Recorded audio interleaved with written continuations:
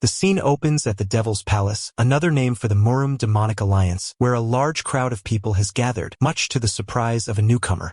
A bearded man explains that they are willing to accept anyone regardless of their faction or sect, and teach them demonic martial arts as long as they have talent. He wonders what fool would pass up such an opportunity. His companion laments that he is too old or he would have applied himself.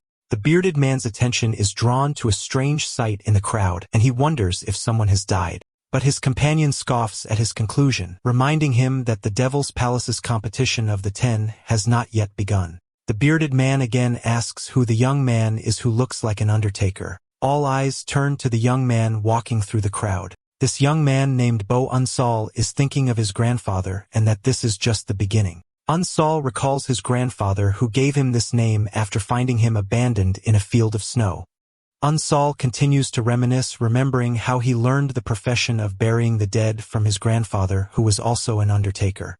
He remembers telling his grandfather that the body belonged to an expert in a sword-fighting style that was extremely fast, explaining that what made him think so was his observation of the high fitness of his left leg muscles, especially the front part of his calf, which is a characteristic feature of practitioners of this type of sword-fighting style.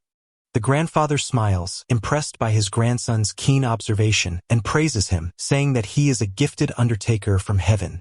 Unsal remembers how difficult his life was and how people hated him because of his profession, but he was happy to be with his grandfather, who was his support in all the hardships he went through until that fateful day.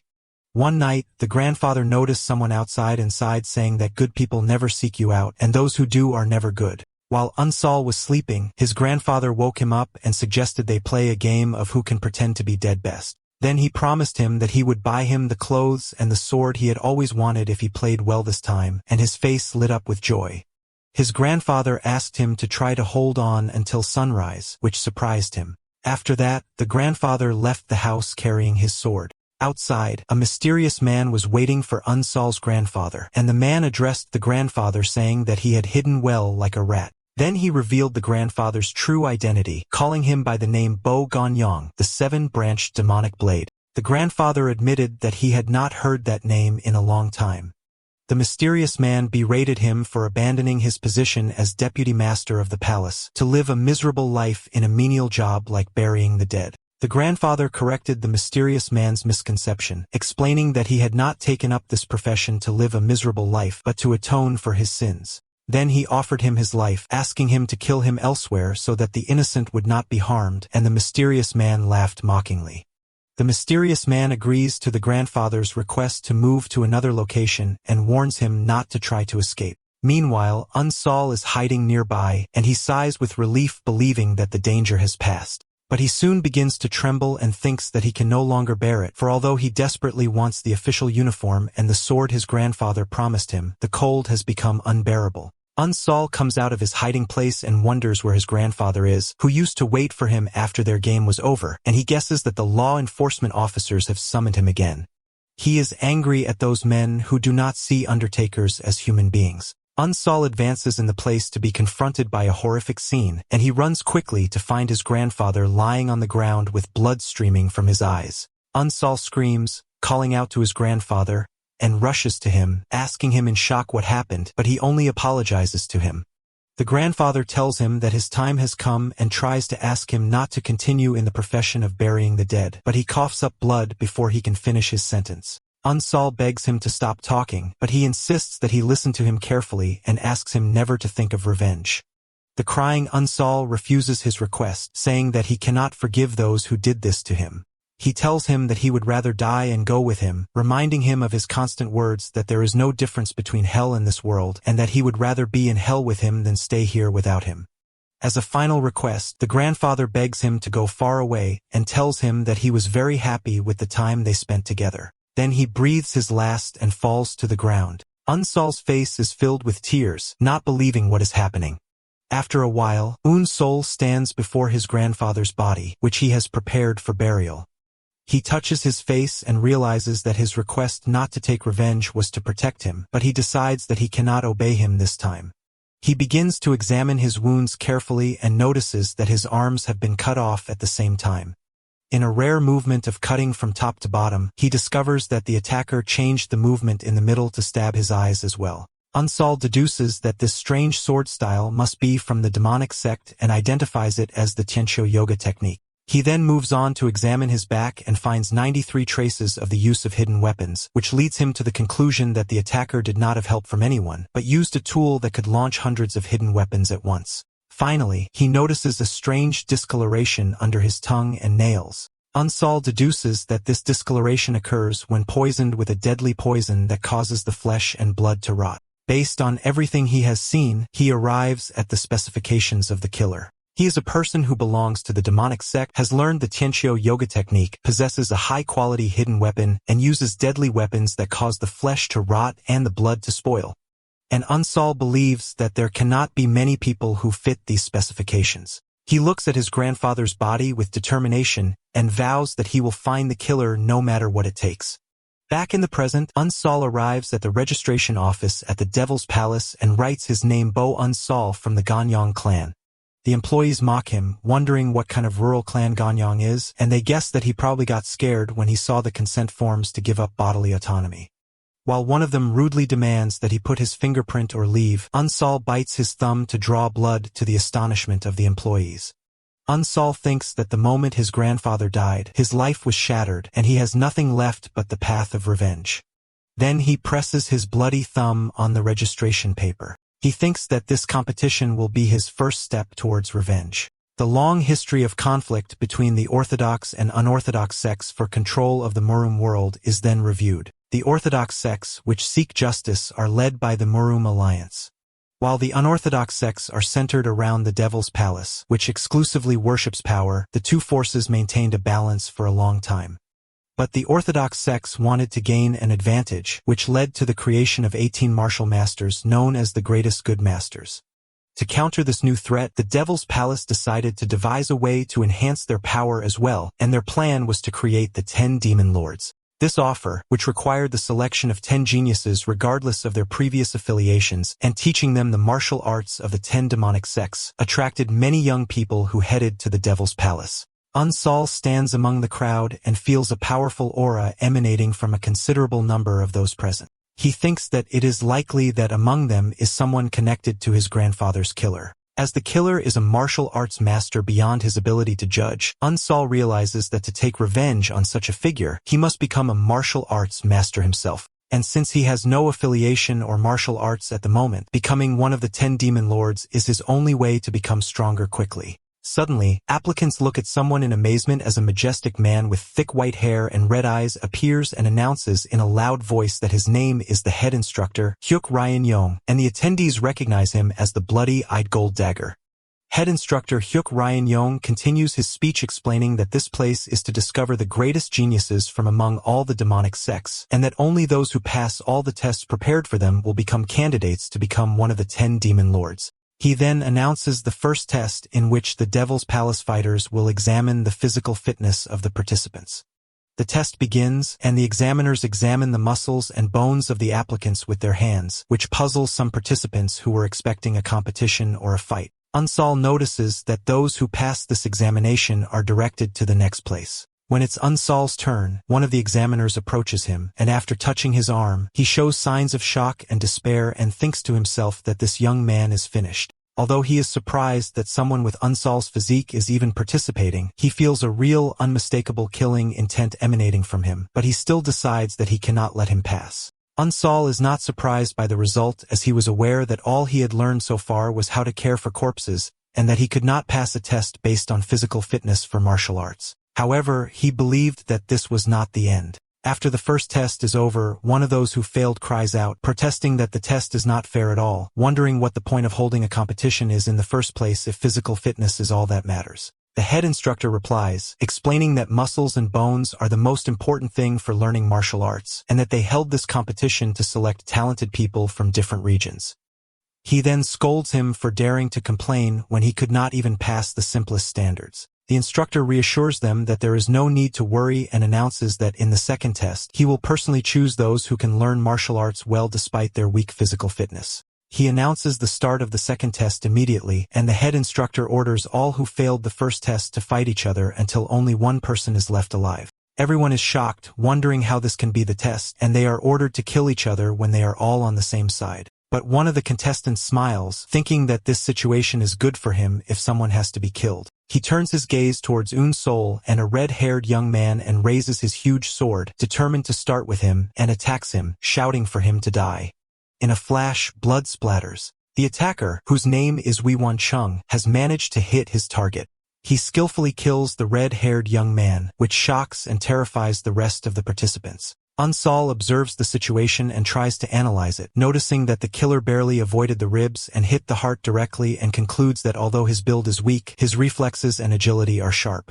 Won-chung stands boasting of his deed and challenges anyone else who wants to meet the same fate to step forward and face him. From a distance, one of the officials comments that Won-chung is acting decisively but lacks common sense, and the head instructor agrees, saying that this place is full of worthless fools. An examiner watches the situation, thinking that in battles like this, showing strength makes you a target, but he believes that what happened will motivate others to move. Indeed, terror and chaos prevail among the contestants, and they begin to attack each other randomly, screaming in panic. The head instructor notes that the young men are not used to death. The fight between the trainees intensifies as each of them kills the other mercilessly. The head instructor adds that their senses are easily paralyzed when they face their potential end, but he and his assistants soon see that this is not the case for everyone, as it seems that not all of the attendees are fools, for Sol and another fighter have maintained their composure and sobriety amidst the massacre. Sol observes what is happening around him and thinks that these are fools because they have allowed the fear of death to control them. Sol analyzes the situation rationally and realizes that the head instructor's order was to survive until one person remained, which means that the goal is to survive, not to kill. He is confident that he can ensure his survival if he thinks rationally and acts coolly, and he vows that he will live no matter what it takes. Suddenly, one of the fighters approaches him, thinking that he looks pathetic and must have been hiding all this time. Sol notices the traces of thin, elaborate swords on the bodies around him and concludes that they are the work of a slender sword. The fighter decides that he will kill him himself. He attacks him using a strange weapon, but Sol dodges it gracefully and hits the box he was carrying. The attacker mocks him, asking what use the box on his back is and whether he is a traveling salesman. Sol ignores him and picks up some cloth from the ground, and for a moment remembers his grandfather and the Christmas card he gave him, and his red eyes shine with anger and determination.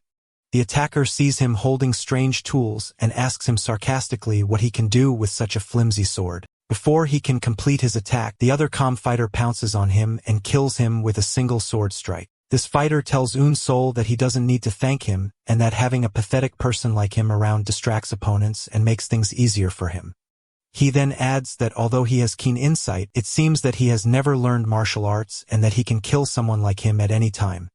From a distance, the head instructor observes the situation, and his attention is drawn to the young man's sword, and he recognizes it as the Sword of Annihilation, the legendary sword of the Black Soul, who was known as the strongest wandering swordsman. His assistant explains that this young man's name is Won-gong, and it is said that he found the secret manual and the Sword of the Black Soul in a secluded valley. He adds that since he only trained from the manual, his techniques lack refinement, and his movements leave many openings. The discussion between the instructors continues, with the assistant mentioning that at present, Won-gong is the only disciple of the Black Soul, and that despite his lack of physical strength, he is a strong candidate to be one of the 10 demon lords and may even be the winner of this test. The head instructor agrees, adding that although Won-gang is still a novice who is not worthy of carrying the Sword of Annihilation, there does not seem to be anyone stronger than him among those present, unless something completely unexpected happens. After a long time and the end of the fierce battle, only 2 people are left alive in the arena full of corpses, Won-gang and Sol. Won-gang stands in the training ground and expresses his surprise that Sol is the one who managed to survive until the end. He then turns to him and challenges him, saying that if he kills him, he will also become a candidate to be one of the 10 demon lords, and invites him to attack him. Sol looks at him calmly and thinks that although he realizes that Won-gang is the strongest here, he has already discovered his weakness, and he is confident that he can win against him without a doubt. After studying his fighting style from the corpses he left behind, Won-gang jumps up from his place and sarcastically offers to test his skills a little, then launches a violent attack on him. Sol dodges his successive blows with skill, so he only suffers superficial wounds. Won-gang mocks him, saying that all he is good at is clumsy dodging, and that it is impressive that he has held out so far. The head instructor and his assistant watch the fight, and they notice that although Unsol seems to be getting beaten up helplessly, he is actually moving his body at the last moment of each blow to avoid receiving a fatal injury. The head instructor realizes in amazement that Unsol has memorized one gang's attack patterns by examining the corpses, and he admires his amazing level of observation. Unsol addresses one gang calmly despite his blood and tells him that his sword techniques are pathetic and that after all this barrage of attacks, all he has done is cut his flesh, and his words shock him. The instructors are amazed at his audacity to provoke him, realizing that despite his good dodging, launching a counterattack is a completely different matter, especially with his slender body, which will make it difficult to deliver an effective blow. One gang is angered by his words and tells him that he was planning to let him live a little longer, but his arrogance has made him decide to grant him his wish to die quickly. He shouts that he will grant his wish and prepares to deliver a finishing blow. Unsol sees the attack coming and realizes that his chance will come only once. He remembers what he discovered while examining the corpses, which is that his finishing blow always targets the opponent's vital points, specifically the heart and head. He had deduced that when he fights with the intention to kill, his sword inevitably goes towards the upper part of the opponent's body. Accordingly, when one gang rushes towards him, aiming for his head, Unsol quickly ducks and dodges the blow, and directs his counterattack towards his neck, exploiting the weakness he had discovered. In the midst of the fight, Unsol recalls his knowledge of the Tion-2 vital point, a weak point that is difficult to strengthen even for martial arts masters. And he remembers that if a child hits it with all his strength, an adult can lose consciousness instantly. Unsol uses this knowledge and delivers his decisive blow and directs his small sword towards Wangang's neck. Wangang stands with blood dripping from him, then falls to the ground, and thus Unsol is the victor of the duel. The exhausted and blood-stained Unsol stands wondering if it's over. The instructors watch the scene in shock, and the assistant comments that what happened was a completely unexpected variable. While the head instructor expresses his disappointment as he had high expectations for the Black Soul sword art, he then announces in a loud voice that Bo Unsol has passed the second test. As soon as he hears the news, Unsol falls into one of his memories and loses consciousness and enters a dream in which he sees his grandfather calling him. He runs towards him happily, telling him where he is. But when he reaches him, the grandfather tells him that he cannot see him. The dream suddenly turns into a nightmare where he sees his grandfather's disfigured face, confirming that he cannot see his form at all, and he wakes up terrified. Unsol wakes up to find himself in a strange place surrounded by young fighters of different ages.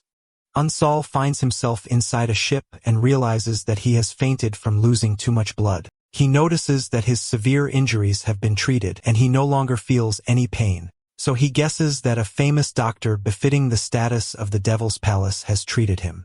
He looks around to see the rest of the survivors and notices that they have strong physiques, and he recognizes some of the faces. So he concludes that they are the ones who passed the first test. He feels their looks of disdain, but he sees that this is to be expected. The ship's door opens, and everyone is told to get off, and one of the officials announces that they have reached the next test area, which is Hell Island. The candidates follow the official to the ominous-looking island, and there he points to a group of caves and tells them that they will sleep in them. He orders them to put their previous clothes and weapons aside, and to wear the new clothes and swords that have been prepared for them, and adds that they are free to choose the cave that suits them. One of the survivors says that he found a cave and found it suitable and comfortable, contrary to his expectations. Meanwhile, a fight breaks out between two candidates over the right to one of the caves, but others intervene to break up the dispute. Unsol watches them and thinks that these people have no idea what happened in the second test and that they are all complacent and relaxed.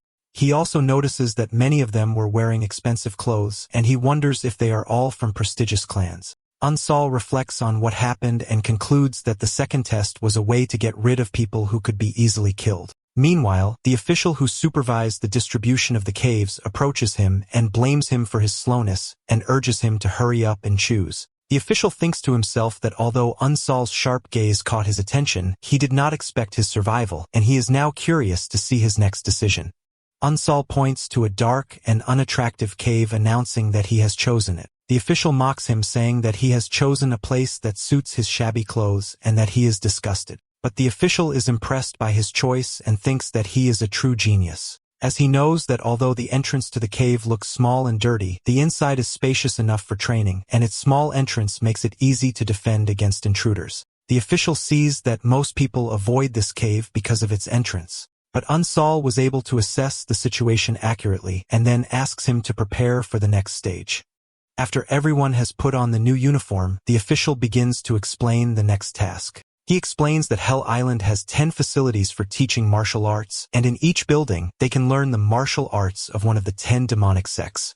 He adds that one is free to learn them all or focus on just one, and that they have complete freedom to organize their schedule, whether by sleeping, playing, learning martial arts, or training on their own. This surprises Unsol as he remembers the brutality of the second test, and he cannot believe that they will be left to train in peace. Soon, the survivors begin to wonder which martial art they should learn first, and most of them agree on the Fire Rain Sword sect, which they have heard is the strongest. Everyone rushes there. Unsol watches them, thinking that he has also heard that they are the strongest among the demonic sects, and that learning their martial arts would definitely be useful. But he decides that this is not for him as he has never learned any martial arts before, so he does not need to start with the strongest arts. Unsol thinks about what he really needs now and takes a different path. Unsol moves in the direction of one of the martial arts training facilities.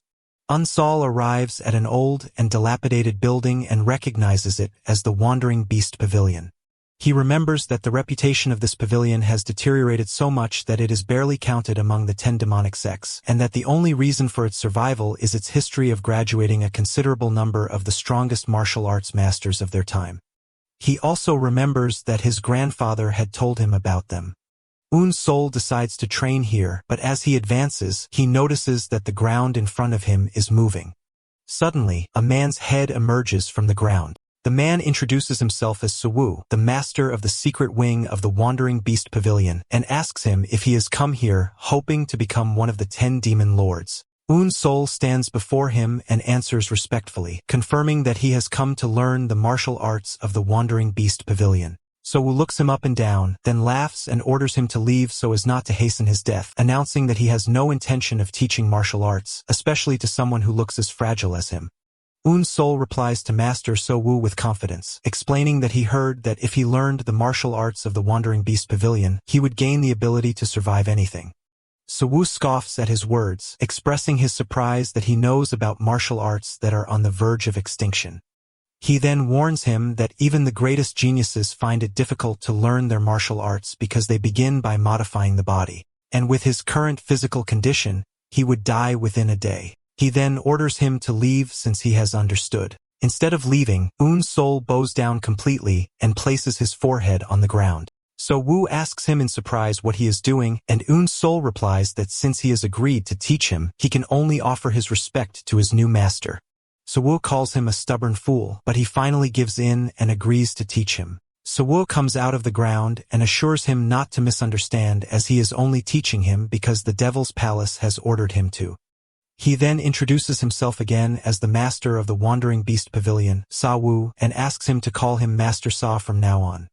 Unsol tries to introduce himself, but he interrupts him, saying that he is just trainee number 1. Sawu begins the training immediately, and Unsol suddenly finds himself in complete darkness and realizes that he cannot see anything. Suwu tells him that he has temporarily sealed his sight using the secret techniques of the Wandering Night Pavilion. He explains that this is a necessary step to learn the Wandering Beast Path, a basic technique that sharpens all the senses and gives its owner beast-like reflexes. He adds that their martial arts are different from others because they change dramatically depending on the person who learns them. And for this reason, mastering the basic technique is very difficult, which has led to a dwindling number of people trying to master it until the pavilion reached its current dilapidated state.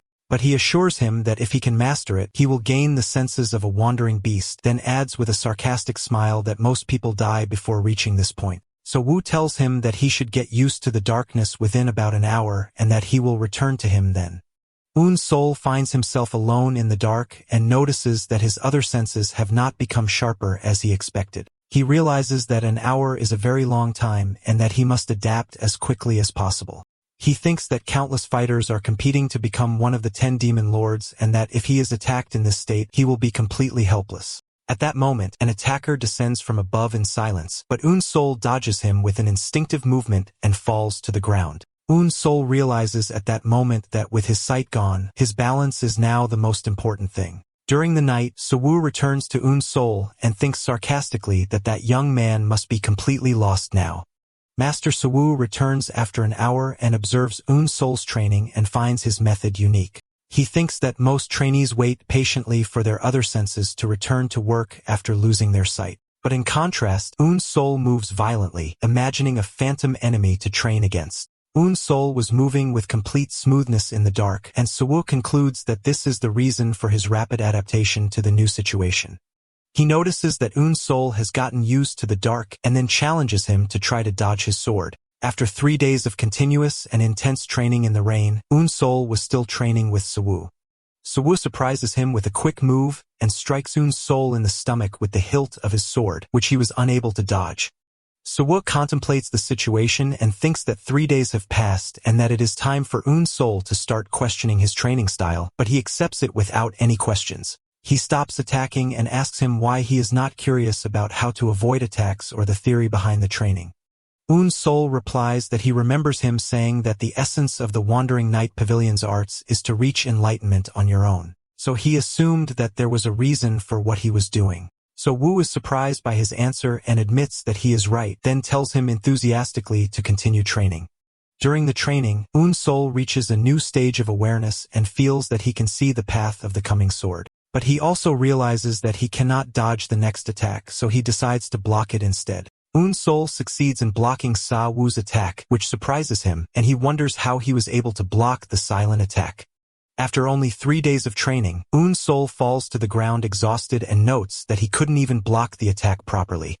Sa Woo approaches him, then offers him a drink from a bamboo flask, and Eun's soul thanks him. Eun's soul drinks and is surprised that it is not water, as he feels a huge energy flowing through his body, as if the blood he had lost was returning to him. Suwoo tells him that this is the superior spring spiritual water that he has been saving all his life, but he doesn't feel like he is wasting it on him. Suwoo thinks to himself with great excitement that he has finally met the genius he has been waiting for all his life. At another time, Eun's seol's training continues, as Suwoo challenges him to try to block his attack again. Suwoo continues to attack Eun's soul with strong and successive sword strikes, but Eun's soul was dodging the attacks with difficulty. Suddenly, Suwoo appeared behind Eun's soul, expressing his dissatisfaction with Eun's soul's defensive performance. And suddenly, Suwoo stops attacking, which leaves Eun's soul panting and wondering why he stopped. Then Suwoo bursts into loud laughter, announcing that he has finally found what he has been looking for all this time. At that moment, the seal on Eun's soul's eyes breaks, and he regains his sight. So Woo addresses Eun's soul by his full name and invites him to forget about becoming one of the 10 demon lords and to become instead an official disciple in his pavilion. He promises him that if he does so, he will make him one of the 10 strongest martial arts masters in the demonic sect within 10 years. Eun's soul thinks about the offer and realizes that Suwoo is probably not lying about his promise, but he remembers that his grandfather's killer is highly skilled, and he comes to the conclusion that he cannot be satisfied with learning only the martial arts of the Wandering Beast Pavilion. Accordingly, Eun's soul announces his decisive decision that he will become a demon lord. So Woo mocks his ambition and tells him to forget about it if his goal is to learn the arts of all 10 demonic sects, explaining that this is impossible even for someone as talented as the greatest heavenly demon emperor. He explains to him that each martial art suits a specific body structure and type of energy, and that no matter how talented a person is, he cannot learn more than 2 or 3 types of martial arts, and that focusing on one martial art is the fastest way to become the strongest. Eun's soul apologizes for his insistence, and Sa Woo wonders if there is a way to change Eun's soul's mind. In the end, Sa Woo gives in and agrees to teach him a different martial art. Eun's soul is surprised by this, explaining that he has only learned the basics of the Wandering Beast Pavilion. Then Sa Woo surprises Eun's soul with a quick and decisive attack, but Eun's soul manages to block the attack on his own.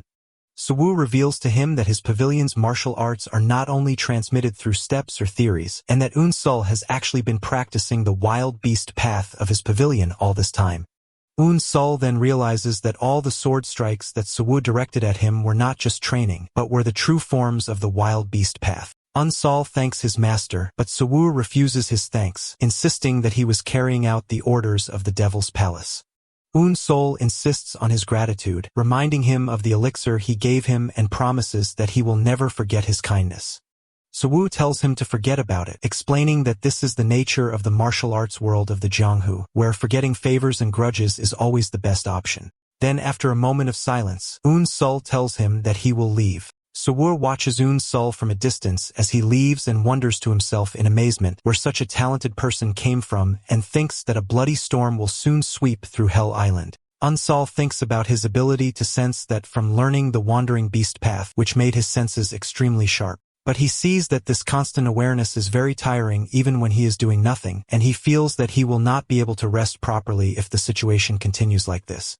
So he decides that he must learn to control his senses and suppress them as much as possible. Eun-sul begins to focus, trying to control his senses as if he were stopping a drop of water. And after a few moments, he opens his eyes, feeling that this amount of control is enough for now. Eun-sul pulls out a map and looks at it and thinks that the Devil's Palace will not keep the trainees on Hell Island just to train them indefinitely. He concludes that the time available to them is about to run out. And if that is the case, then he has no other choice. Eun-sul decides to head to the strongest sect among the 10 demonic sects, which is the Fire Rainsword sect founded by the Fire Rainsword Emperor, Zuak Hua Woon, who was a rival of the greatest heavenly demon emperor 700 years ago.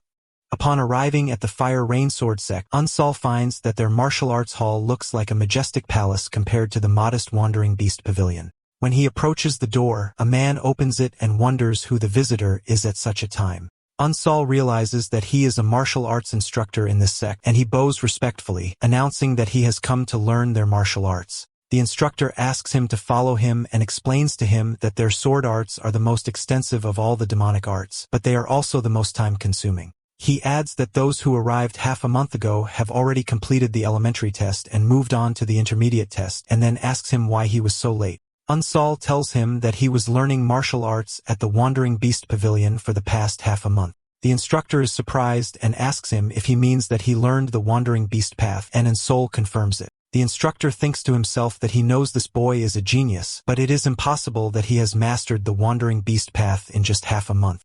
He concludes that what most likely happened is that Suwoo got annoyed with him and dismissed him quickly, and he sees that there is nothing to be done about it. After that, he introduces himself saying that his name is Jin-gak and he is in charge of the beginner's test, and he asks him to call him teacher. Jin-gak asks Eun-sul if he really intends to learn the Fire Rain Sword art, suggesting that it might be better for him to go to another test. Eun-sul thanks him for his concern, but he insists on learning the arts of the Fire Rain Sword sect. Jin-gak agrees to his request and then shows him a large scroll explaining that it is the introductory form and the practical method of the 13 forms of Fire Rain, and he asks him to study it and practice on his own. Eun-sul looks confused and wonders what he is supposed to do with it. Jin-gak turns around in disapproval and asks him if he means that he cannot read a sword manual, and Eun-sul admits that he cannot, explaining that he has never learned swordsmanship before coming here. Jin-gak freezes in his tracks in a state of shock, then asks Eun-sul again to make sure if it is true that he has not learned swordsmanship his entire life. He thinks to himself that his records do indeed indicate that he has only used Fire Rain so far, and that even in the second test he was not using a specific sword style, but he still finds it hard to believe that he cannot even perform the most basic fundamentals, which are the sword steps. On the other hand, he remembers his amazing observation skills and quick reflexes during the second test, as well as the insight he showed when choosing his cave. Jin-gak realizes that if he has reached this level while still being a complete blank slate, then if he is taught properly, his potential will be immense. Jin-gak changes his strategy and suggests that even if he cannot see the sword steps, he can read, and he asks him to read what is written on the scroll. Eun-sul reads the words aloud, complete relaxation of the body, a smooth flow in one entity, and then repeats the first part about relaxing the body. Jin-gak explains to him that this means that he must relax and use his body flexibly when performing swordsmanship with a special focus on relaxing his torso and waist. Eun-sul tries to apply the instructions, and he bends into a strange position. And Jin-gak thinks that it is ironic that he has to teach such basics in a place dedicated to choosing the 10 demon lords. He asks him to stand properly again and corrects his posture, explaining that when his body is tense, his torso is also tense, and that he must control his mind and relax it so that everything flows smoothly in one motion. Eun-sul responds immediately, and his stance stabilizes.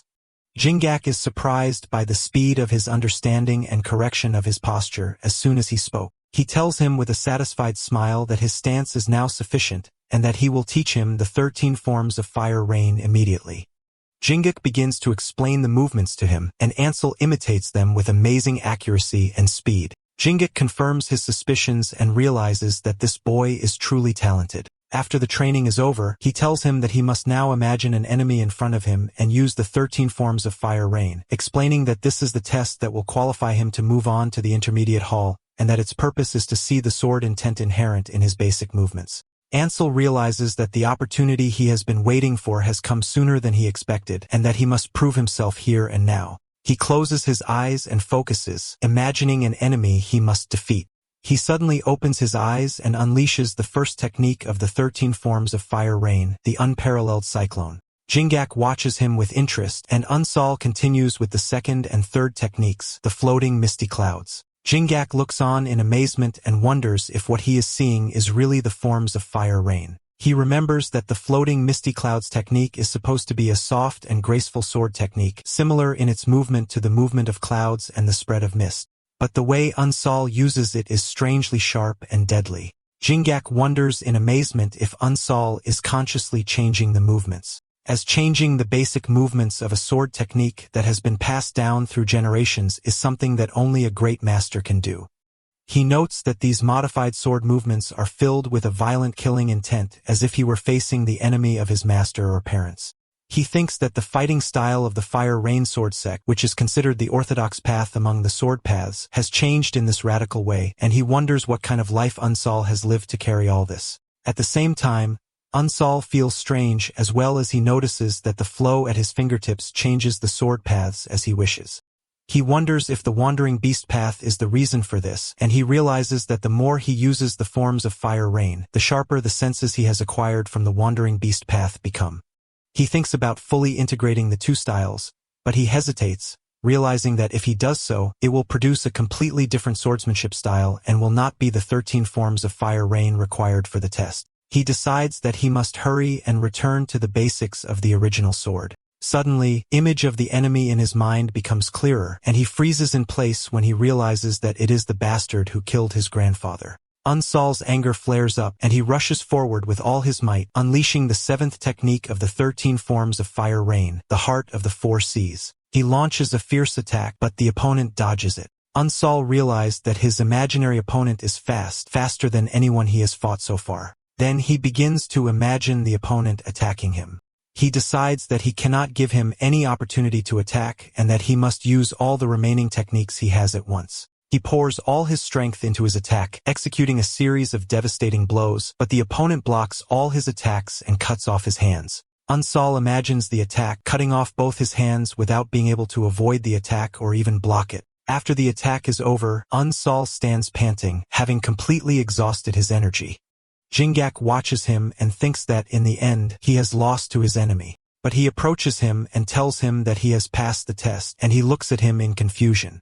Jingak explains that what is being tested in the elementary hall is the trainee's understanding of the sword and his ability to execute the 13 forms of fire rain in a real fight, and he assures him that he has definitely proven that. He returns his sword to him and tells him that his performance of the forms of fire rain was amazing, and he invites him to go to the intermediate hall.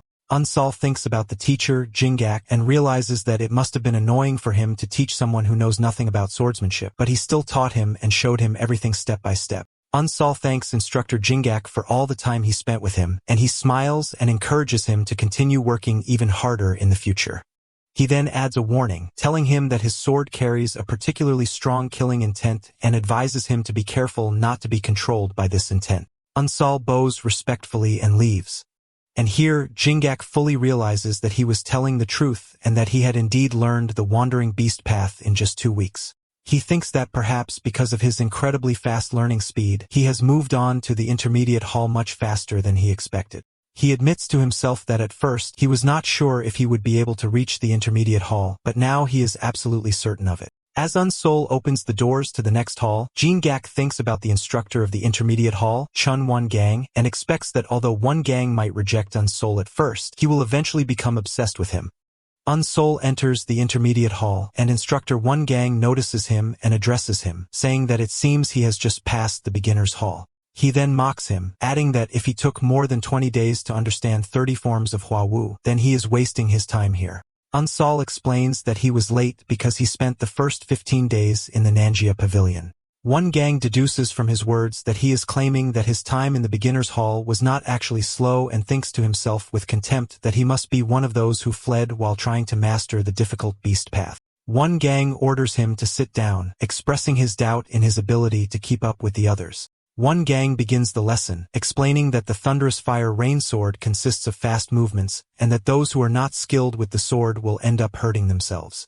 He adds that this martial art is difficult to use in a real fight, just like the 13 forms of fire rain. Yet it is just a basic martial art that they must learn at this stage. He emphasizes that their primary focus will not be on winning, but on honing their swordsmanship. After that, he asks one of the trainees named Baek Hansong to step forward and choose an opponent for a duel. Hansong asks if he is free to choose anyone, and the instructor confirms it. So Hansong points directly at Eun Seol. One gang tried to object, but Han Seol reminds him that he said he could choose anyone.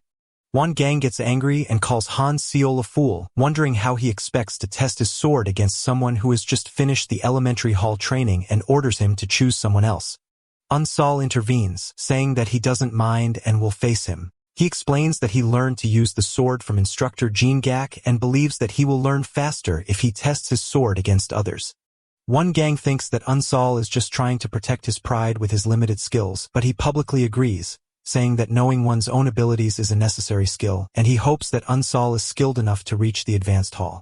Hansong sees this as a golden opportunity to stand out among the geniuses. If he kills this newcomer, he will be able to establish his position. The two opponents stand facing each other, and Hansong tells Eun Seol that he has courage, but he needs more than that to survive in the Murum world. Then he orders one gang to start the duel. The duel begins with a fierce attack from Hansong, but Eun Seol dodges it with skill. Hansong continues his attack, and their swords clash powerfully. Through this clash, Hansong feels the weakness of Eun Seol's resistance, and he realizes with a sarcastic smile that he is indeed a complete novice. Hansong laughs out loud, mocking his foolish opponent, then announces that he will show him the real thunderous fire rain sword. Hansong launches a series of fast attacks, but he is surprised that Eun Seol dodges all his blows with ease. From a distance, instructor Wan Gong watches the situation and thinks that Baek Hansong is not skilled in using the sword. In contrast, he notices that Eun Seol not only dodges the blows with speed, but also seems to predict every move, which raises his suspicions about the possibility of him having learned the Wandering Beast Path. One gang dismisses this idea, realizing that although the Wandering Beast Path is the basic martial art of the Wandering Beast Pavilion, it is extremely difficult and can only be mastered by the most skilled masters. And it is impossible for anyone, even a genius gifted from heaven, to learn it in just 2 weeks. One gang decides that he cannot judge Unsal's skills just by his dodging, and that this duel is meant to test his skills in using the sword, not his reflexes. Eun Seol stops dodging and begins to counterattack using the 13 forms of fire rain, which shocks the rest of the trainees. Hansong scoffs at his opponent's use of a beginner's technique and thinks that he can dodge it with his eyes closed, but he notices that Eun Song's version of the technique is slightly different. Hansong is surprised when Eun Song's blow penetrates his defense and hits him. Hansong becomes furious, wondering if Eun Seol has been hiding his skills all this time and is using a modified version of the forms to mock him. He guesses that Eun Seol is doing all this to attract the instructor's attention and move on to the advanced hall immediately. Han Shang realizes that if the situation continues like this, he will be the one who looks like a fool. He shouts in anger, declaring that he will be the one to go to the advanced hall and unleashes his clan's sword style, the Asura sword style, using its deadly technique, the blood-shattering strike. Instructor Wangang notes that this is a deadly move from the Asura sword sect, but he is impressed by Unsol's composure as he did not lose his balance in such a situation, which makes him reconsider the possibility that he has indeed learned the Wandering Beast Path. Hansong continues his fierce attack, shouting that this is the end of Eun Seol and uses his own special technique, the protective bloody wind moon, and the two swords collide in a massive explosion of energy. The remaining students and the instructor look on in shock, while Eun Seol remembers using the 13th and final form of the fire rain forms, infinite and boundless. The duel ends with Hansong falling to the ground with blood streaming from his mouth. The students wonder in horror if he is dead. Eun Seol calmly sheathes his sword. Instructor Wangong confirms to himself that Hansong is indeed dead, having received a precise blow to a vital point. Wang Gang asks Un Seol if he was always a disciple of the Wandering Night Pavilion, and Un Seol denies it. The instructor asks again, wondering if he is claiming to have fully mastered the Wandering Beast path in just 2 weeks, and Unsol replies that he only learned the basics. One Gang scoffs at his answer, sarcastically asking if the Wandering Night Pavilion also teaches its disciples to lie these days. Unsol starts to speak, but the instructor interrupts him, saying that he doesn't need excuses and orders him to clean up the body immediately. The students whisper among themselves, expressing their shock at a murder occurring during a training duel and wondering why the perpetrator is not being punished. One Gang shouts at them to be quiet and reminds them that this is Hell Island, not a regular training hall, and that anyone who uses a deadly technique must be prepared to die themselves. Then he announces the resumption of the test. Several other duels take place. And after they are over, One Gang gathers the students who lost and tells them that they have failed the test and must leave immediately to find another martial arts hall. One of them protests, saying that it was just one match and they ask for another chance, but One Gang firmly refuses. He explains to them that they may have passed the initial tests because of their physical fitness, but learning the fire rain sword requires talent and potential as well as shedding blood, sweat, and tears to overcome one's own limits. He tells them that they have failed because they lack these qualities and then orders them to leave. The failed students leave and only Unsol remains in the hall. One Gang asks him why he hasn't left and Unsol asks if he should leave as well. The instructor explains that he won the duel and passed the test and therefore should move on to the advanced test. Unsol replies that if he has to advance to a higher level, he would rather stay here. One Gang asks him the reason for his decision, and Unsol explains that the only sword technique he has learned is the 13 forms of fire rain, and that he has not learned anything yet in the intermediate hall. One Gang thinks that Unsol has learned the Wandering Beast path and exposed the technique of the Asura sword sect, and yet he claims to have learned nothing. One Gang agrees to teach him the thunderous fire rain sword, which is considered a continuation of the 13 forms of fire rain. But he warns him in a harsh tone, saying that he hates small tricks aimed at attracting attention, and that if he sees him using any sword technique other than the forms of fire rain, he will cut off his head immediately. One Gang smiles to himself, now realizing how Unsol was able to master the Wandering Beast path in just 2 weeks. Unsol begins his training immediately, practicing the piercing lightning technique from the thunderous fire rain sword. After a short while, Wan Gong stops him, saying that it seems he has already grasped the principles of the technique, and Unsol looks at him in confusion. After 4 days, Unsol has mastered the training. Instructor Wan Gong thinks about the past 4 days he spent training Unsol. He had tested him in every possible way and confirmed that he was completely lacking in the fundamentals of sword techniques.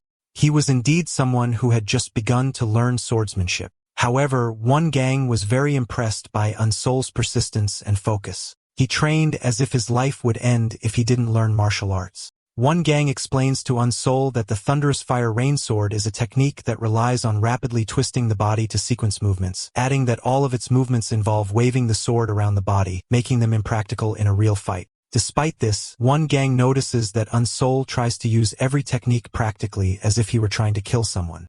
Unsol asks if that isn't the purpose of sword techniques. The instructor replies that demonic martial arts require killing intent, but to reach a higher level of mastery, the fire rain sword abandons the killing aspect. One Gang warns Unsol that if he cannot get rid of the killing intent in his mind, he will end up creating a martial art that harms himself. Unsol realizes that the instructor is saying the same thing that instructor Jean Gak told him. One Gang admits that in the past and even now, he too has lived with killing intent in his heart and has killed all who stood in his way.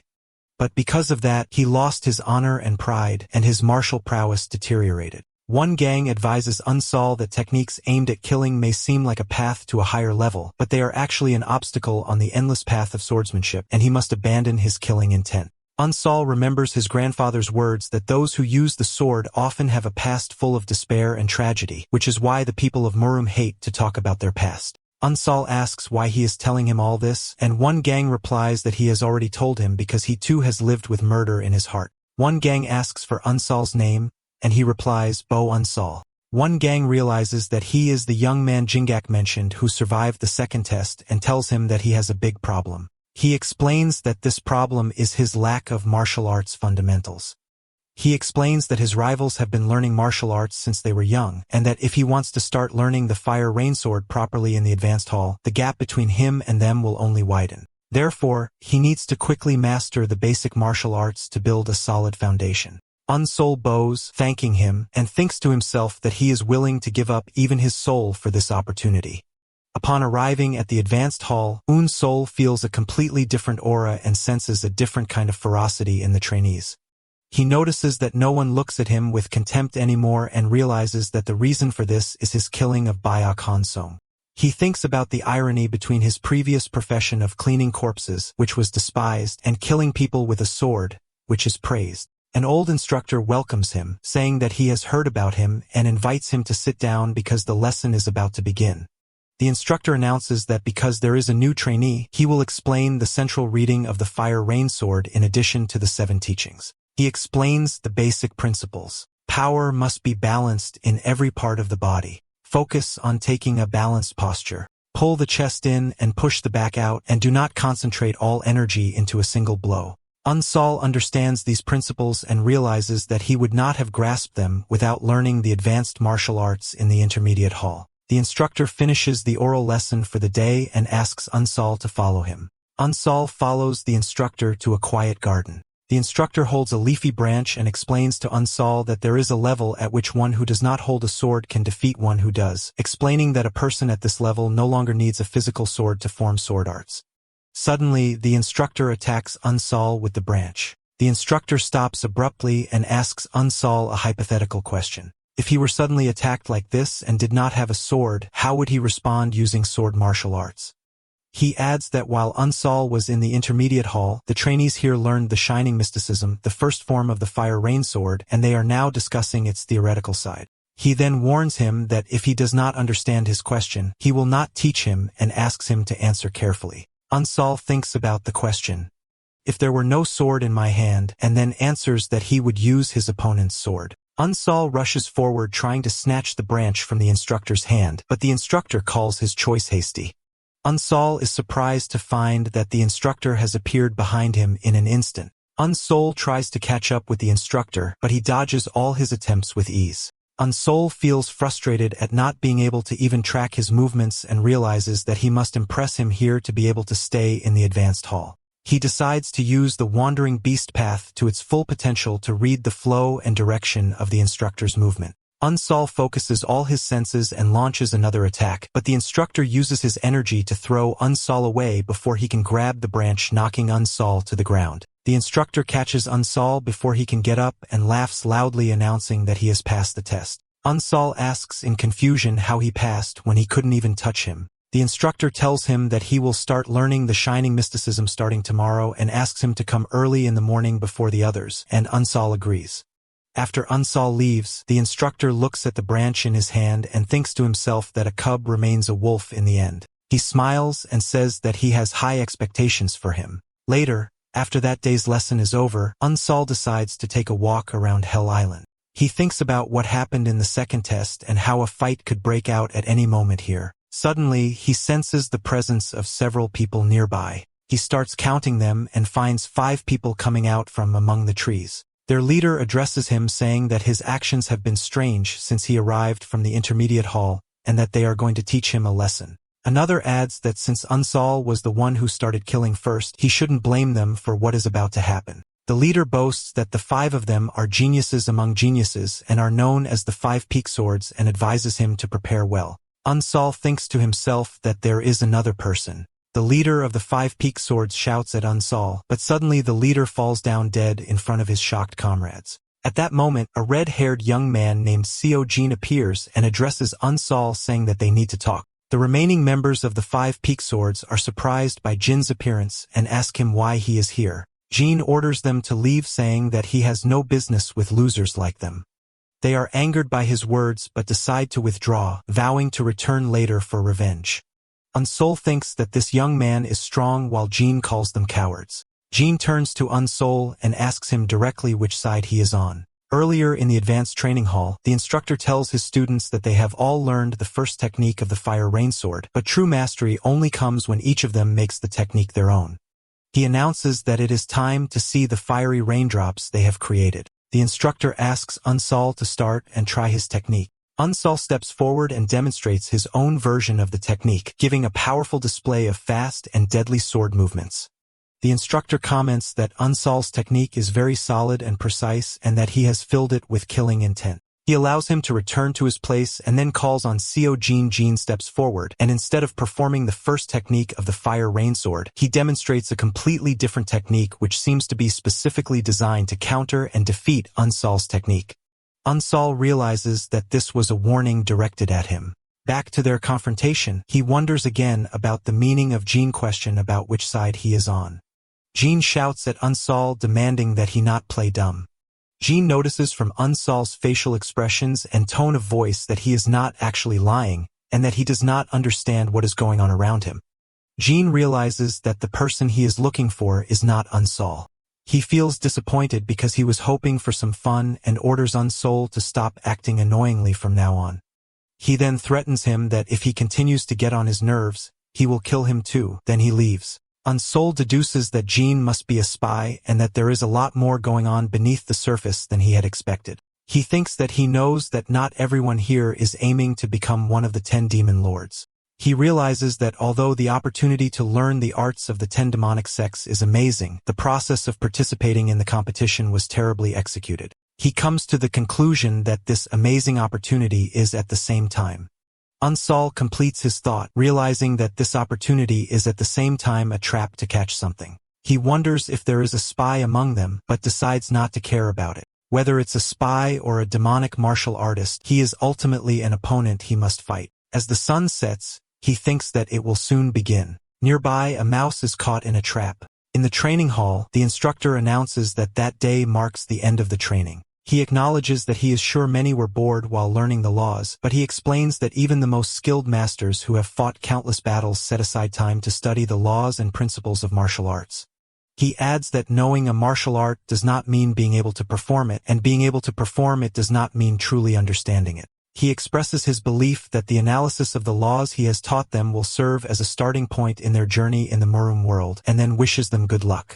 Suddenly, a bell rings, and a voice echoes throughout, and the instructor announces that the time has come and orders everyone to head to the Rocky Mountain in the center of the island. The trainees gather at the mountain where head instructor Hyuk Ryan Yong confirms that everyone has arrived. Ryan Yong announces the start of the third test and explains that they must kill each other until only 10 of them remain. He tells them that they can hide or run as they please, but they will not be able to do so forever.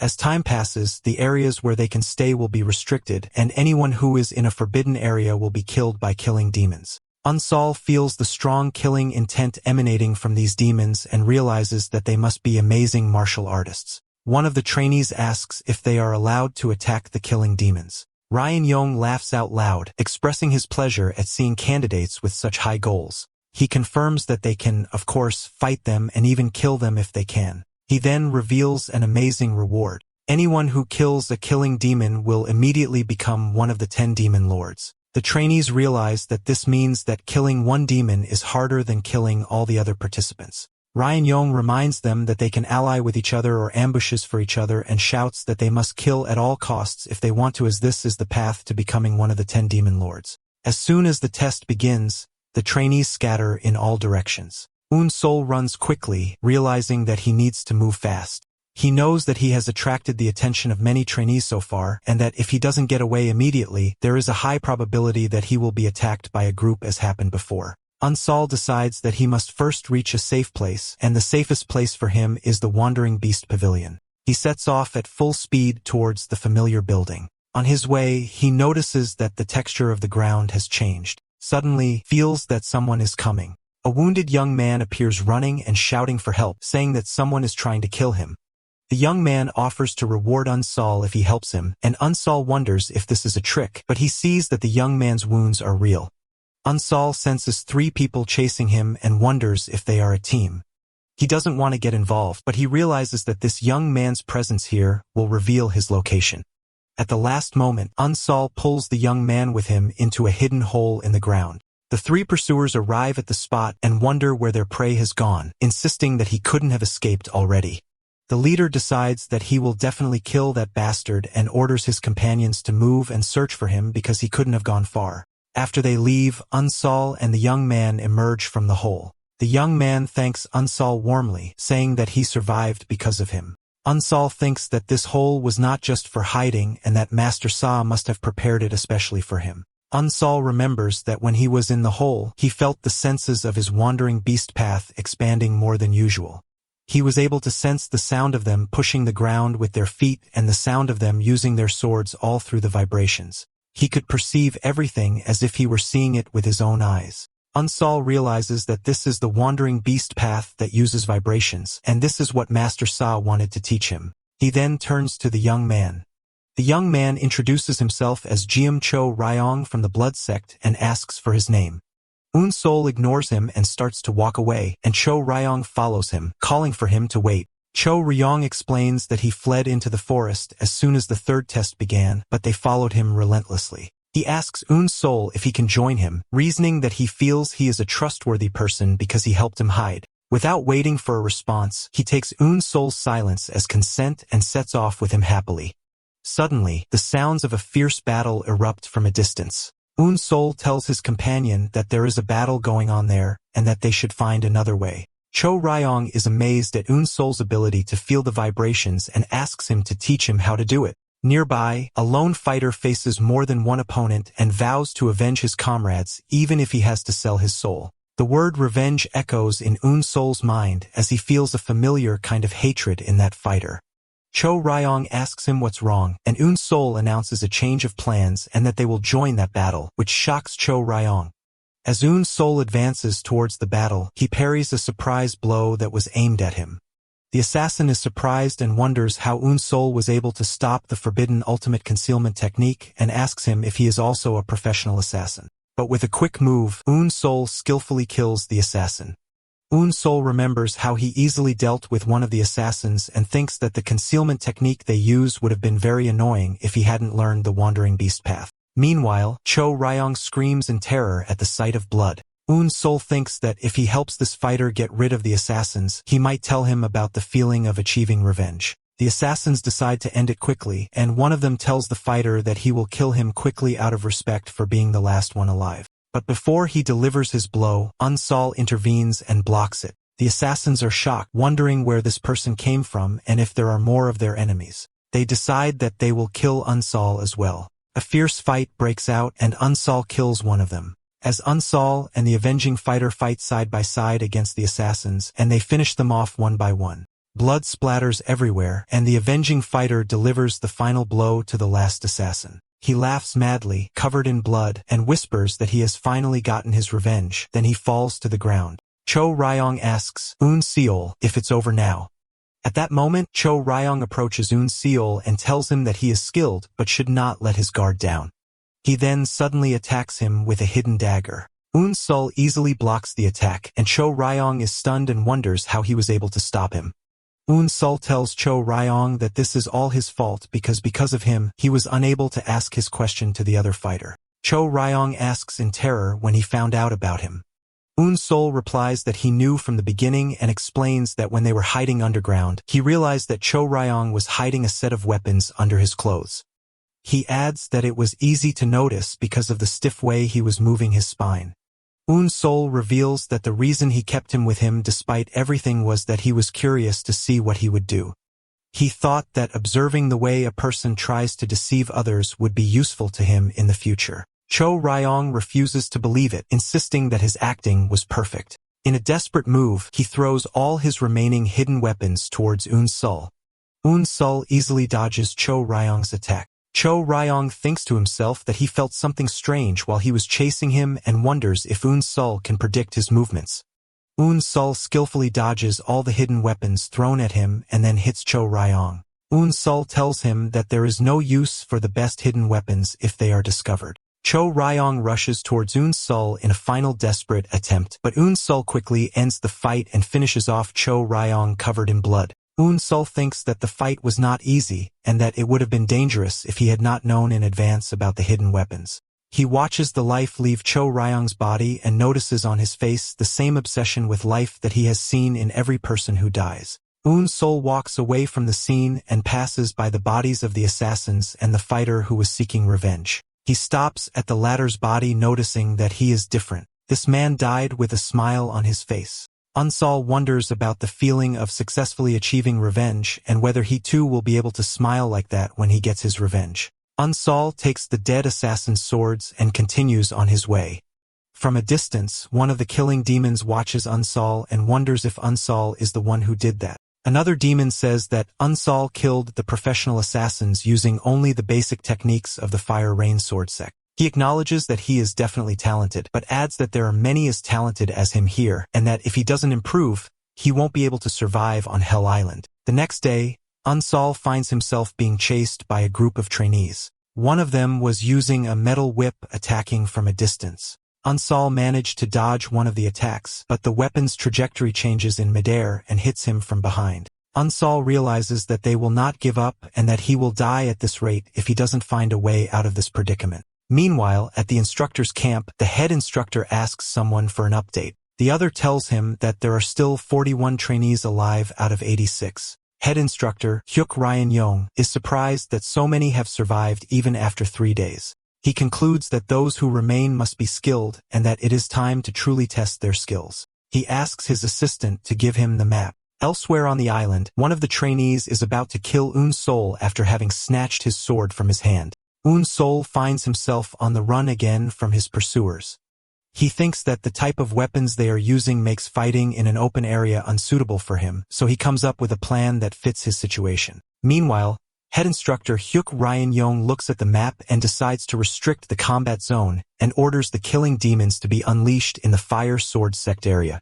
Unsol heads straight for the Fire Rain Sword Sect building, and his pursuers follow him inside. The pursuers wonder if he is hiding inside, and one of them mocks him for being cornered. Their leader thinks that no matter how fast he runs, he won't be able to escape them. Suddenly, Unsol attacks them from behind. The leader calls him a fool, thinking it's a naive trick they won't fall for.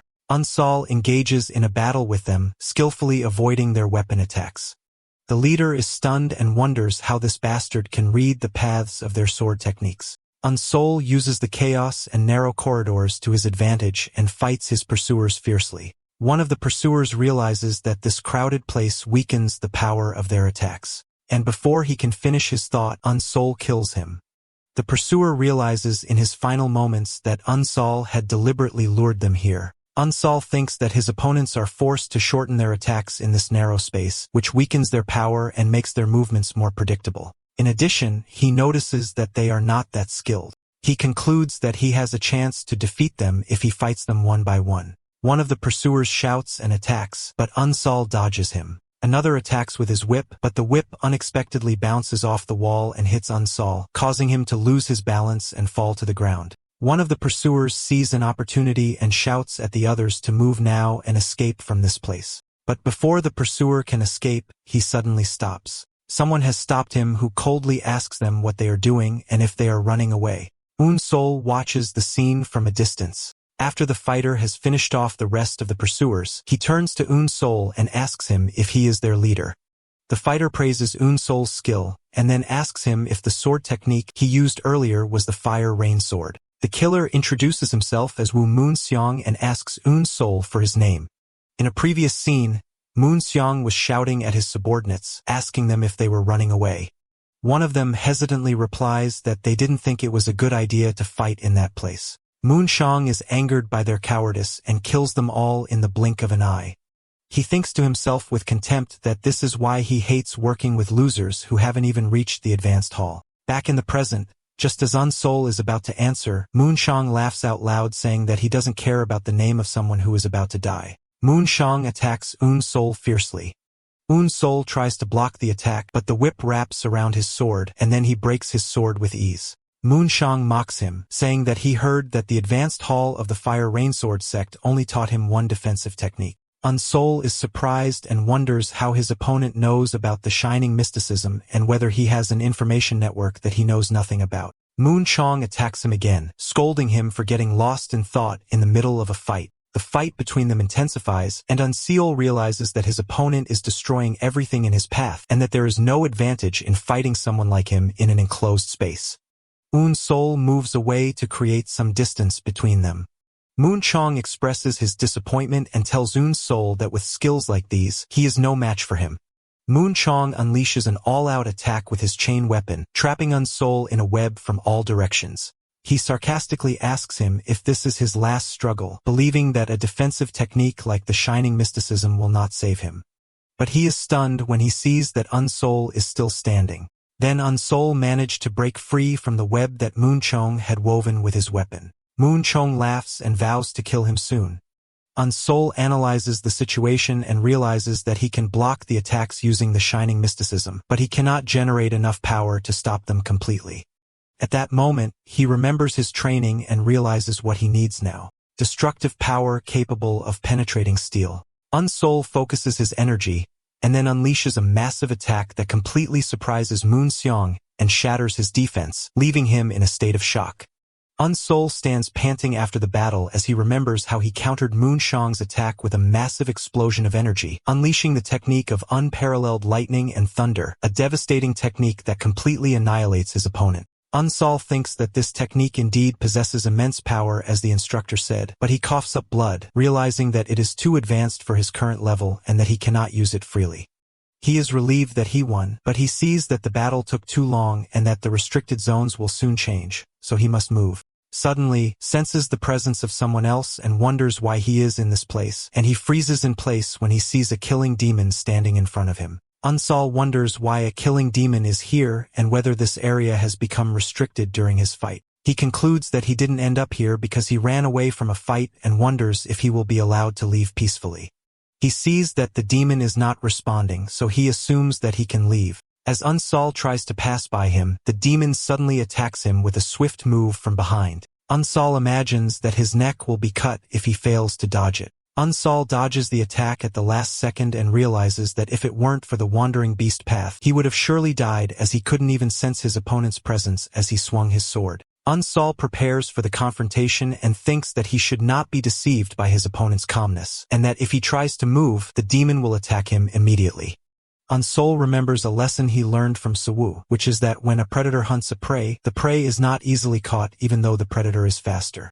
And the reason for this is that the prey moves in a zigzag path, but apex predators always succeed in their hunt because they attack the moment their prey moves. Unsol wonders how he should face such an opponent and remembers the rest of the lesson. If the predator attacks based on timing, then the solution is to make his movements completely unpredictable. Unsol decides to apply this strategy.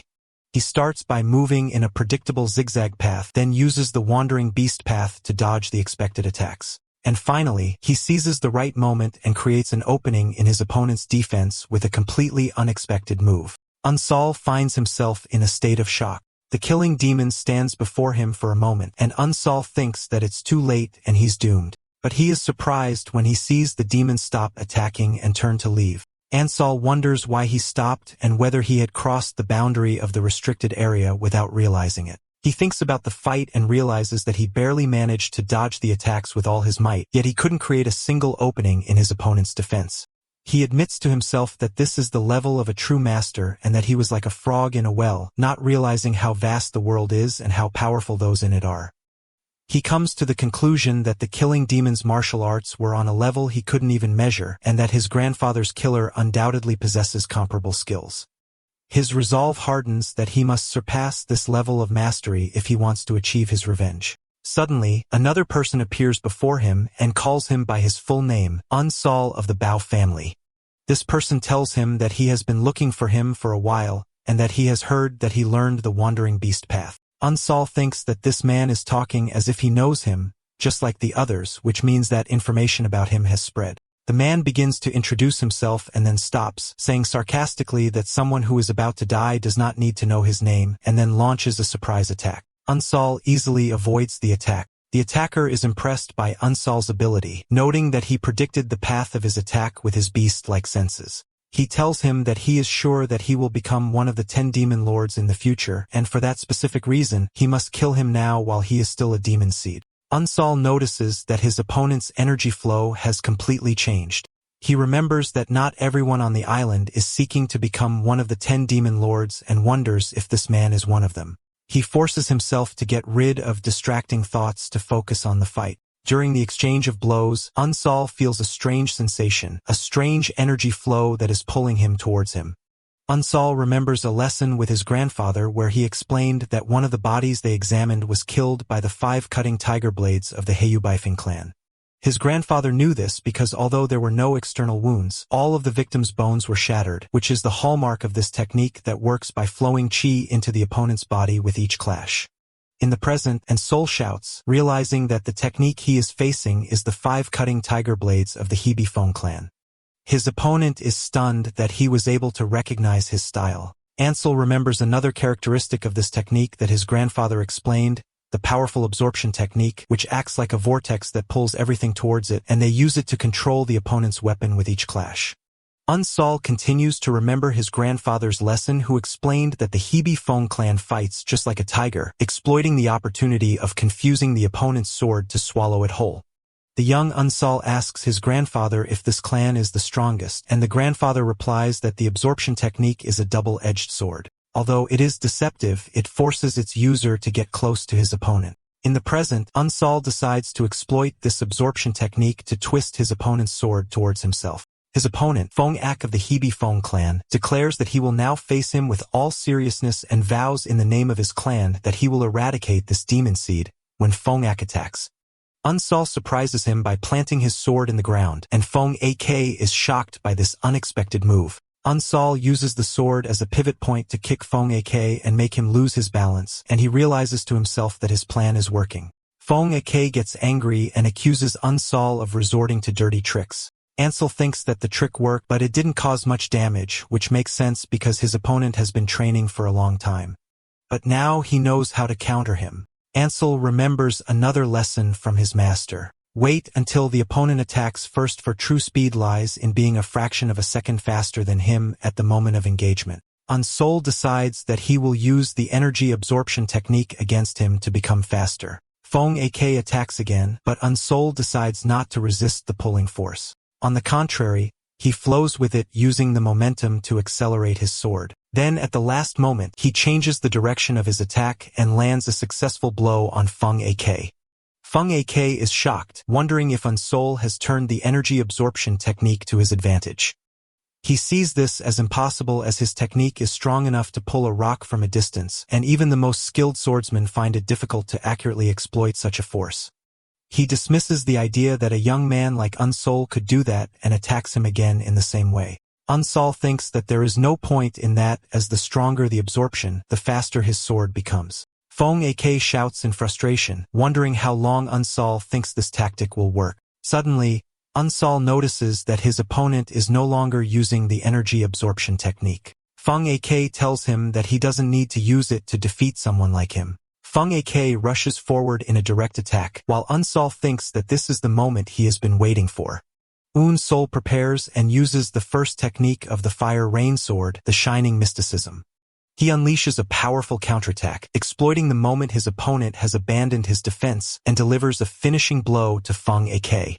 Feng Ak falls to his knees and asks in shock if that was the shining mysticism technique, and Unsol confirms it and that it was a dangerous move. Unsol thinks that in order to turn the only deadly move in the defensive shining mysticism technique into a full-fledged attack, he had to deliberately direct all of his opponent's other attacks towards himself. Feng Ak expresses his astonishment, saying that he would have never imagined interpreting the technique in that way. He then asks Unsol if he is simply going to leave. Unsol replies that he is not part of his revenge. Feng Ak finds it interesting, wondering about the existence of someone like Unsol in the demonic sex. Unsol tells him that he hopes they will not see each other again and then leaves. Feng Ak collapses from his injuries, and suddenly another person appears behind him, and Feng Ak asks him if he is here to kill him. A masked killing demon addresses Feng Ak, noting that he was very useful for someone from the orthodox sex and that his death is unfortunate. Feng Aok realizes that they knew he was a spy from the beginning, and the demon tells him that he underestimates the devil's palace. He then says goodbye and kills him. Elsewhere on the island, one of the trainees was running at full speed to save his life. We see Seo Jin pulling out the weapons embedded in her body one by one. Then she stands, panting and injured. A group of opponents appears before her, and their leader tells her that she has been unlucky. He mocks her, asking if she really thinks she can escape after being poisoned with the special hellish blood fortress poison, and describes her as doomed unless she has an antidote. Jean curses her luck and thinks that she did not know that there was such an organized group using hidden weapons and poisons, and that there are limits to what she can do alone. The opponents notice that Jean is holding her sword in her left hand and ask her if she is going to fight them with it. The leader tells her that even if she is talented, a right-handed swordsman cannot suddenly become proficient with her left hand and advises her to surrender. They then begin to attack her together. But Jean fends them off with surprising skill, but she is injured in the arm. She realizes that another poison needle has hit her and that if she does not get an antidote within 15 minutes, it will be over for her. Surrounded and injured, she begins to think about surrendering. Suddenly, Jean hears a scream as her attackers are ambushed by an unknown person who finishes them off one by one while they scream, asking who is attacking them. At the last moment, Unsol intervenes and saves Jean from the ambush. With swift and decisive movements, Unsol eliminates all the attackers, leaving their bodies scattered on the ground. Unsol stands in the middle of the massacre, and Jean cautiously steps back and asks him to wait, assuring him that she has no ill intentions towards him. She searches the body of one of the attackers and finds a vial and realizes that it is the antidote. She thinks that with this antidote, she will be able to face the rest of the members of the Hellish Blood Fortress more easily. As Unsol turns to leave, Jean asks him to wait again, and he asks her what she wants. She tells him that she has been poisoned and has only 10 minutes before the poison spreads through her body. Unsol replies coldly that she is mistaken and explains that he came here to kill everyone, including her. He adds that the only reason he is letting her go is that he doesn't feel the need to kill her himself. Jean admits that she will die if he leaves her, and that in the end, she is just another competitor to him. In a desperate attempt, she offers to work with him if he gives her the antidote. Unsol asks her why he would do that. Jean explains that there are only 20 people left and that everyone except them belongs to groups. She says that no matter how strong he is, he will not be able to face them all alone. She adds that if she works with him, she can provide him with information about their martial arts, and she vows that she will never betray him if he saves her life. Unsol considers her offer. Based on what he has seen of her so far, he concludes that despite her pride and independent behavior, she does not seem to be the type to resort to deception or betrayal. He asks about the terms of the agreement, and she suggests that they work together until only the two of them are left and they vow not to betray each other. After a moment of thought, Unsol throws the antidote to her, and she thanks him. Suddenly, Unsol hears a strange sound and wonders if another restricted area has been created. He tells Jean that they have to leave, and she replies that she doesn't think this area is restricted. Unsol urges her to think, explaining that most parts of the island have already become restricted, and the appearance of a new restricted area now most likely means that the rest of the contestants will be heading here.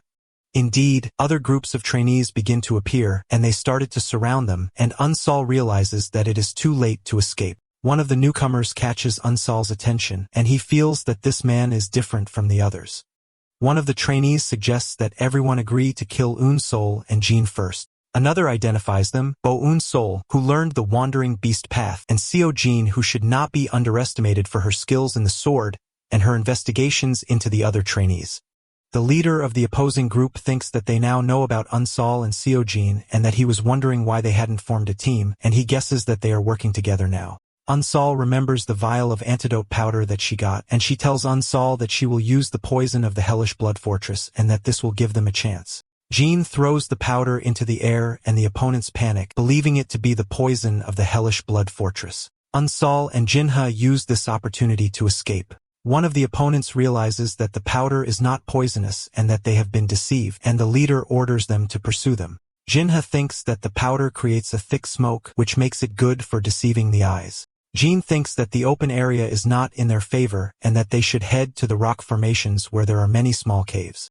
Unsol asks her if she is thinking the same thing he is, and she replies that they need to find a cave to fight in, and Unsol tells her that he knows one. He leads her to a cave with a narrow entrance and a long passage. Jean is amazed that he had planned all of this and finds it hard to believe that he has just learned the Wandering Beast Path, and she wonders about his true identity. They set off at full speed towards the rocky area, and when they arrive, Jean notices a strange fog that wasn't there before, and Unsol agrees with her that there is something strange.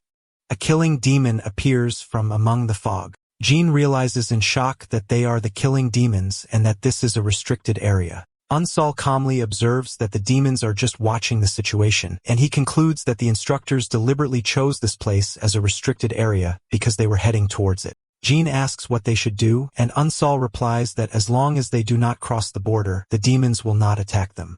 Unsol adds that if they have to fight, this is not the worst place to do it. If they stand with their backs to the restricted area, it will be no different than fighting in a cave with their backs to the wall. Jean agrees with him, saying that they have no other choice and they prepare to fight. At that moment, the group that was chasing them arrives, and their leader asks them sarcastically if they are done running. The two teams stand facing each other while the killing demons watch from behind. One of the trainees complains that Unsol and Jean are causing them a lot of trouble and decides not to waste any more time and orders the others to attack them at once.